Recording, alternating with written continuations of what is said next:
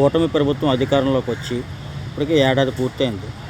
ఈ కూటమి ప్రభుత్వం చేస్తున్న సంక్షేమ అభివృద్ధి ఏమైనా ఉందా లేదా? ఈ ఏడాదిలో ఈ కూటమి ప్రభుత్వం వచ్చి సంక్షేమం కానీ అభివృద్ధి కానీ ఎక్కడ కన్నుచూపు మేర కూడా కనిపించట్లేదు. రాజ్యాంగం భారత రాష్ట్రపతి రాజ్యాంగం కాకుండా ఒక రెడ్ బుక్ రాజ్యాంగం, లోకేష్ రెడ్ బుక్ రాజ్యాంగం నడుస్తుంది తప్పించి ఎక్కడెక్కడ అభివృద్ధి కానీ సంక్షేమం కానీ. అందుకే ఇవాళ మేము ర్యాలీ కూడా చేయడం జరిగింది ప్రజల పక్షాన్ని.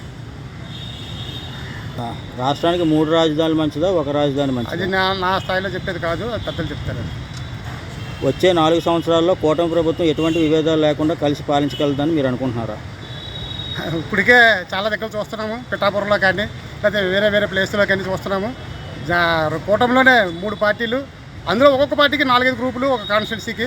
అది అందరికీ తెలిసిందే, వాళ్ళకి తెలుసు. ఈ ప్రభుత్వం అయితే పూర్తిగా కంటిన్యూషన్ ఉండదు. ఎప్పటికప్పుడు విభేదాలు వస్తాయి, తప్పకుండా విభేదాలు వచ్చి ఎవరికారు మళ్ళీ పోటీ చేసి 2019 లాగే జరుగుతుంది. ఏపీ జీవనది అయిన పోలవరం ప్రాజెక్టు నిర్మాణానికి ప్రభుత్వం పూర్తి చేయగలుగుతుందంటారా? పోలవరం ఊహే స్వర్గీయ శ్రీ ముఖ్యమంత్రి గారు రాజశేఖర రెడ్డి గారి కళ. దాన్ని ఆయన 80% పూర్తి చేస్తే కాలువల ద్వారా జగన్మోహన్ రెడ్డి వచ్చి పోలవరం ప్రాజెక్టుని స్టార్ట్ చేసి దాన్ని 90% తీసుకెళ్ళడం జరిగింది. ఈ కూటమి ప్రభుత్వం వచ్చిన తర్వాత ఎక్కడ పోలు అక్కడ ఆగి సెంట్రల్ నుంచి రామారెడ్డి గారు అప్పుడప్పుడు తెలియజేస్తారు, పోలవరం మేము పూర్తి చేస్తామని. జూలై నెల నుంచి అమ్మకు వందనం వేస్తానంటున్నారు, ఫ్రీ బస్సులు కూడా చేస్తానంటున్నారు. దాన్ని చేయగలరా, చేయలేరు? ఇప్పుడే మా ఎమ్మెల్యే గారు ఈ ర్యాలీలో పత్రికా విలేకరిని జనాలను ఉద్దేశించి మాట్లాడారు. ఒక అమ్మఒడి ఈ సంవత్సరంలోనే ఇంచుమించు నర్సీపట్నం కాన్స్టిట్యూన్సీకి 40 కోట్ల రూపాయలు. అంటే రాష్ట్రానికి ఆ లెక్కన ఎంత అవుతుందో మీరు ఆలోచించాలి. అంతా కూడా ఈరోజు చంద్రబాబు నాయుడు సొంతానికి వాడుకున్నట్టు తప్పించి ఎంతోమంది తల్లిని మోసం చేసి ఎక్కడ అమలు చేయలేదు. నేను చేస్తానని చెప్తున్నాను, అది కూడా చూడాలి. చంద్రబాబు అయితే ఎవరు నమ్మే పరిస్థితి అయితే లేదు. ఫ్రీ బస్ గురించి చాలామంది ఆడవాళ్ళు చాలా ఆనందపడ్డారు. దానికి ఎన్ని రూల్స్ పెడతాడో చూడాలి. పల్లి వెలుగు అంటాడో లేదంటే ఎక్స్ప్రెస్ అంటాడో, ఇక్కడ నుంచి జిల్లా కట్టాడు, జిల్లాలోనే పరిధి చేస్తాడో రాష్ట్రం పరిధి చేస్తాడో చూడాలి. దానికి కూడా ఎక్కడ నేరం సోతే లేవు అంటున్నాడు. అన్ని మాటలే. ఎలక్షన్ ముందు మాట్లాడాడు, ఇప్పుడు సంవత్సరం ముందు కూడా మాట్లాడాడు. ఇస్తాడని మాత్రం ఎవరికి నమ్మకం లేదు. సార్, ప్రస్తుతానికి ప్రభుత్వం, మన కూటమి ప్రభుత్వం మీద మీ అభిప్రాయం ఏంటి సార్? కూటమి ప్రభుత్వం వచ్చి ఈ రోజుకి సరిగ్గా 1 సంవత్సరం అయింది. అంటే చంద్రబాబు నాయుడు గారి చేతిలో ఏం మ్యాజిక్ ఇదేం లేదు.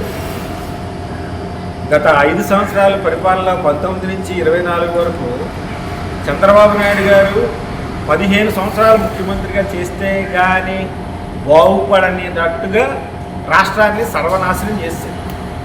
మామూలుగా కాదు, ఏ విభాగంలో ఏ ఇదైనా సరే, ఒకటనే కాదు, కన్స్ట్రక్షన్ ఏంటి, రియల్ ఎస్టేట్ ఏంటి, హోటల్ ఏంటి, మొత్తం సర్వనాశనం అయిపోయాయి అన్నమాట ఆ 5 సంవత్సరాలు.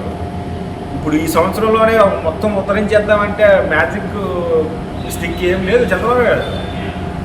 ఇప్పుడు దాకా ఈ సంవత్సరం పరిపాలన కూడా చాలా అద్భుతంగా ఉంది.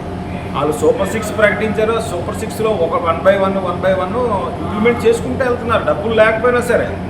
డబ్బులు ఎక్కడ ఉన్నాయి సార్? మనకి ఇప్పుడు కూటమి వచ్చిన తర్వాత 3 రాజధానులు ఉంటే బాగుంటుంది అనుకుంటున్నారా? 30 చెప్తాం. ఒక రాజధాని ఉంటే బాగుంటుందన్నా మీ ఉద్దేశం? 30 రాజధానులు చెప్తాం. ఎవరైనా మగ్గిపోతాడంటే 3 రాజధానులు అంటే 3 రాజధానులు ఏంటి? అసలు సంగనగడానికి అసలు అలా పద్ధతి ఏంటి అసలు నాకు అర్థం కాదు.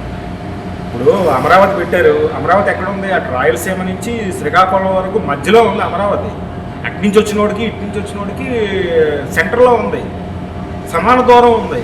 అందరికీ దగ్గర కరెక్ట్గా ఉన్నదాన్ని కాదని 3 రాజధానులు, కర్నూలులో ఒకటి పెడతాను, అమరావతిలో ఒకటి పెడతాను, వైజాగ్లో పెట్టారు కదా. రుషికొండ గుండు కట్టి ఒక 600-700 కోట్లు ప్రజాధనాన్ని వేస్ట్ చేసి ఏం చేశారు? వైజాగ్కి ఏం చేశారండి వాళ్ళు?